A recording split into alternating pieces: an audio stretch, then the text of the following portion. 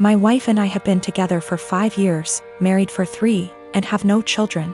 For our first few years together, she was a full-time attorney working 50 to 60 hours per week. At that time, her income was approximately 40% higher than mine. The income disparity did not bother me at all. I mean, who doesn't like more money? But neither of us was happy about the amount of hours she had to spend at work.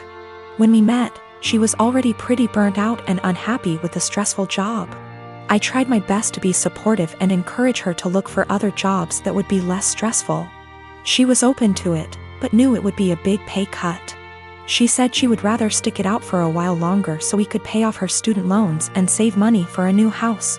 Once the loans were gone and we had moved into our new home, she found a part-time /15HRS//WK job working from home doing something more in line with her interests. Her stress level went way down, and so did her income. She still makes very good money, but her income is about a third of her previous job. This is absolutely not a problem financially. My income has steadily increased and she's still bringing in plenty. We are doing great and have no money problems. I have no regrets about any of it. The thing is, every once in a while, she'll mention that she feels sad that she doesn't contribute because her income is so much lower than mine. I tell her this is absolutely not true. Not only does she still have great income, but she contributes in so many other ways. Since she has a very flexible work schedule, she is able to do most of the household chores, takes care of errands during the day, does a lot of the shopping, etc. She basically keeps our household running. But I think in her mind, the work she does for our household does not make up for the loss in income. She recently found out we are eligible for health insurance through one of her attorney organization memberships. She sent me the details, but it turned out that our current plan we have through my job is still a better deal. I texted her and said I looked into it, but we should stick with what we have. When I got home from work, I could tell she was feeling down. She told me she had gotten excited at the possibility that we could use something through her work, and that she would be providing something major. She was crushed when I told her we shouldn't use it. I felt terrible. While she was working at her old job, we decided we wanted to start a family. The ideal situation was for her to get a low-hour, flexible, work-from-home job so she could be a stay-at-home mom with a little bit of income on the side. This job popped up and it seemed almost perfect for us. Unfortunately, the baby has not come as quickly as we had hoped, which we knew was a possibility. So we are kind of in limbo where she doesn't want to quit her current job or start a new full-time job, because she could get pregnant at any time. So I recently got together with a guy from my hobby. He asked me out first and I had some doubts that we'd work together as a couple because of the age difference. He's 35 and I'm 22. So, in my apartment, since it's an old house that was originally a single-family house, there isn't much soundproofing. And the floors creak when people move. I've gotten used to the sound of the guy upstairs getting up at 4 a.m. since he starts work at 5. And the sound of the girls in the apartments to either side of mine watching telenovelas till midnight, taking work calls all day and having friends over on weekend nights. I know when I play music or have friends over, some of the sound leaks through the walls. So I'd never get upset about hearing my neighbors because it goes both ways. So, when my boyfriend started coming over more often, he had complaints about the neighbors, which put me in an awkward place. He wanted to go speak to them or have me text them and I said no. For example, one of the early times he stayed over we went to bed around 10. He wanted me to ask my neighbor to turn down her TV. I said she didn't have it that loud and she turns it off at midnight anyway. At 4 a.m., he got very irritated with my upstairs neighbor getting up and cooking breakfast.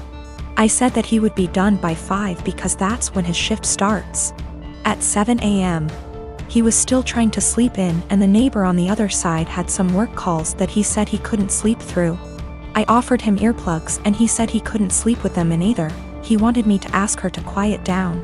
He had similar comments every time he heard someone else in the building just living their life, especially if it was when he was in bed. I got frustrated with my boyfriend and told him, you can't expect to date a hot young 22-year-old and not want to deal with a 22-year-old's living situation.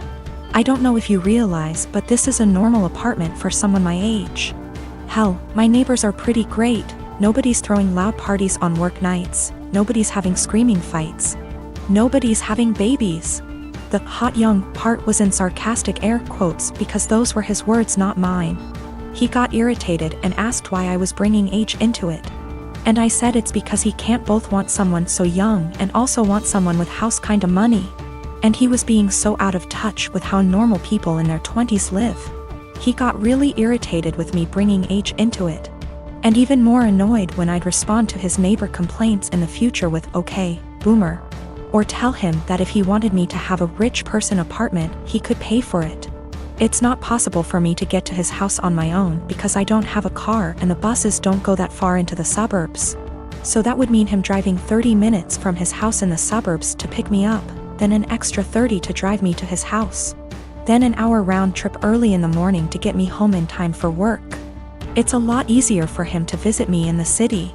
I am using boomer as a joke or a figure of speech to say acting out of touch and entitled to tell other people what to do. It is a common figure of speech to say, "Okay, boomer," to someone who is acting entitled regardless of their actual age. It's more of a mindset thing. I googled his property records for his house and he co-owns it with a woman who shares his last name. Holy shit.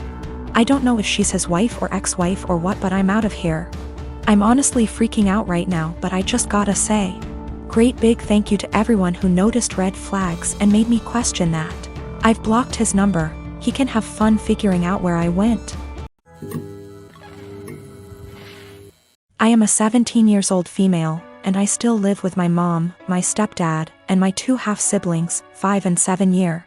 My dad died when I was 5, driving me to the hospital. Mom didn't want to pay for an ambulance. He died in the crash and my leg and spine got busted up in a way that has left me needing a cane pretty much ever since.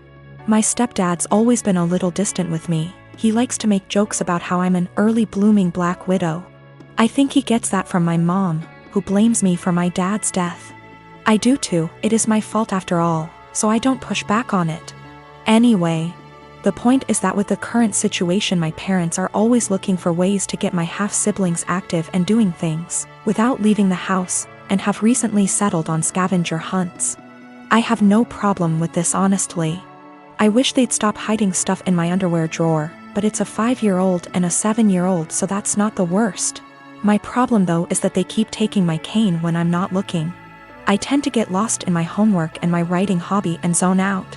And having it be one of the items that my half-siblings have to find. When I complain to my stepdad, he's a SAHD, so is usually the one running these things. He scolds me for being selfish and points out that my swivel chair has wheels if I need the bathroom and that they always get it to me before I have to go downstairs for dinner. I tried my mom yesterday, and she said that I was being a brat and that if I wanted a father who cared about me, I shouldn't have killed my dad. I got really upset at that point and called my grandparents, my mom's parents. Dads are dead too. They showed up at 10 p.m. yesterday, and Grandma screamed at them while Grandpa packed my stuff up and helped me out to their car. My mom's been blowing up my phone and email, calling me all sorts of names and accusing me of turning her family against her and trying to get her in legal trouble, since minors can't move out.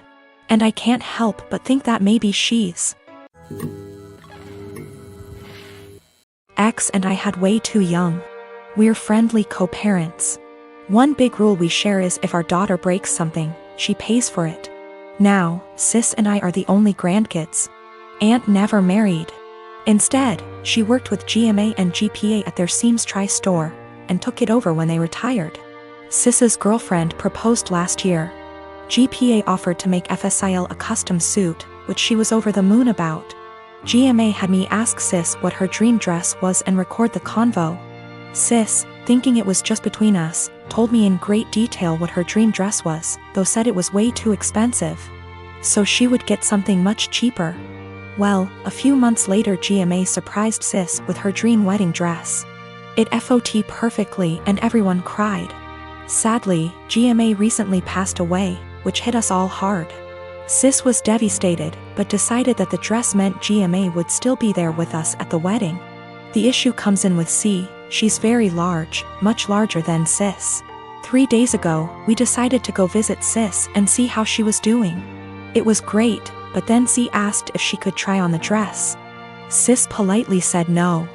C made a face, but dropped it. Later, we decided to go grab dinner. Sis and I went to pick up our orders, but C decided to stay and play with Sis's dog.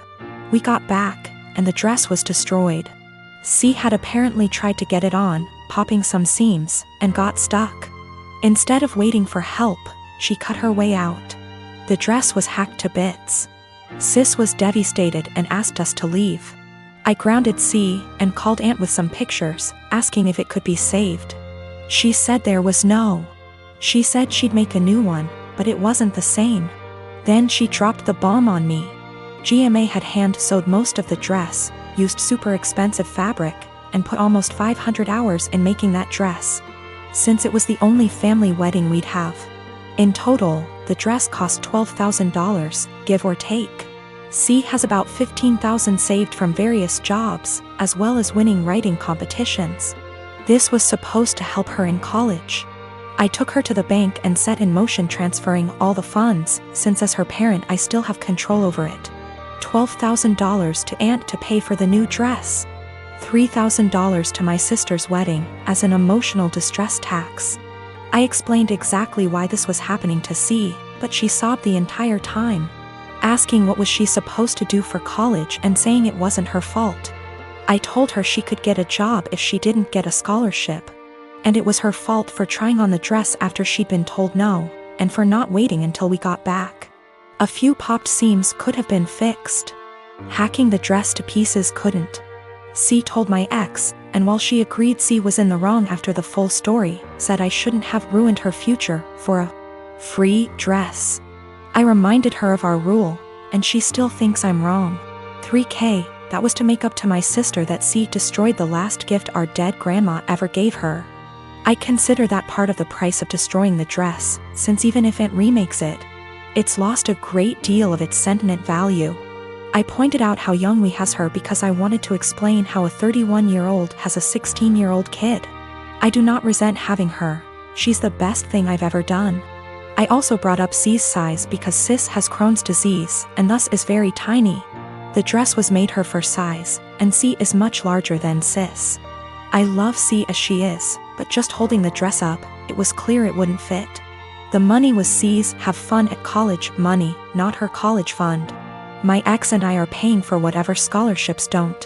When she was asking what she would do for college, she was asking what did she do for fun and to buy things we didn't pay for. I got off the phone with my ex. I sent her the pictures, and she freaked. She apparently didn't believe me when I said it had been hacked apart, and believed it was just a few torn seams. She was pretty much on my side after. She told me that she spent the day badgering our daughter, asking her why she did what she did. And finally C cracked and said she was mad that grandma wasn't alive to make her a dress, and that it was unfair. My sister got a free beautiful dress as a reminder when my daughter got nothing. Despite the many things she was given after the funeral. She tried it on, took it off when the seams popped, and then in anger hacked it apart. If she couldn't have a dress from grandma, no one could. Her own words. Honestly, knowing she did it on purpose has just made things worse. The fact that she could be so